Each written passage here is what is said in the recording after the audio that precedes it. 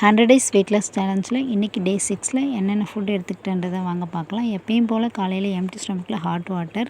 இன்றைக்கி வாக்கிங் போகல, மழை பெஞ்சதுனால. அதுக்கப்புறம் இன்றைக்கி தனியா தண்ணி, கொத்தமல்லி விதையை போட்டு நல்லா கொதிக்க வச்சு தண்ணி எடுத்துக்கிட்டேன். ஜாமான் வளர்க்குற இடத்துக்கே போய் உட்காந்து அப்படியே ரிலாக்ஸாக குடிக்க ஆரம்பிச்சிட்டேன். காலையில் பிரேக்ஃபாஸ்ட்டுக்கு கேரட் பீட்ரூட் கொஞ்சம் அரைச்சி ஜூஸ் எடுத்துகிட்டு அந்த சக்கையும் இது கூட சேர்த்துக்கிட்டேன். இது கூட வெங்காயம், பச்சை மிளகா, ஒரே ஒரு ஸ்பூன் அளவுக்கு கடலை மாவு சேர்த்துக்கிட்டேன். அதை நீங்கள் பைண்டிங் ஏஜெண்ட்டாக நல்லாவே சூப்பராக குக் ஆகும், ஒட்டாத கரெக்டாக சூப்பராக எடுத்துக்கலாம்.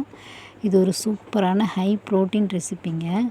ரொம்பவே ஃபில்லிங்காக இருக்கும், உங்களுக்கு சீக்கிரமாக பசிக்காது. இது கூட பீட்ரூட் ஜூஸ் கொஞ்சம் எடுத்துக்கிட்டேன். கொஞ்சமாக சட்னி வச்சு அன்றைக்கி காலையில் பிரேக்ஃபாஸ்ட் எடுத்துட்டேன். உங்களுக்கு இது ஒரு சூப்பரான ஈஸியான ரெசிப்பிங்க. காலையில் நம்ம எடுக்கும்பொழுது ப்ரோட்டீன் இருக்கிற மாதிரி பார்த்து எடுத்துக்கிட்டிங்கன்னா சூப்பராக இருக்கும் ஹெல்த்துக்குமே.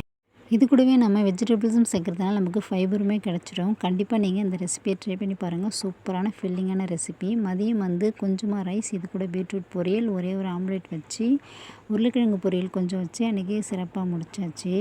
ஈவினிங் ஒரே ஒரு வாழைப்பழம் எடுத்துக்கிட்டேன். நைட்டுக்கு பீட்ரூட் பொரியல் கொஞ்சம் இருந்ததுனால இது கூட ஒரு 2 டேபிள் ஸ்பூன் அளவுக்கு ராகி மாவு கலந்து 2 தோசை வச்சு எடுத்துக்கிட்டேன். இதுதான் இன்றைக்கி டே சாப்பிட்டது. நாளைக்கு பார்க்கலாம்.